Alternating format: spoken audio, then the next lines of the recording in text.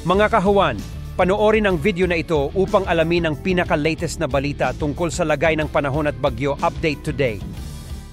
Patuloy pa rin pong epekto ng northeast monsoon or amihan sa malaking bahagi ng Luzon at shear line naman po sa silangang parte po ng Southern Luzon and Visayas. Itong shear line ang linya kung saan nagtatagpo ang malamig na amihan at mainit na hangin galing sa silangan. Asahan pa rin ang mga pag-ulan doon. Samantala dito sa bahaging Visayas and Mindanao, patuloy nating minomonitor ang low pressure area sa may silangan ng Caraga Region. As of 3 in the morning ay nasa 245 kilometers silangan ng Surigao del Norte.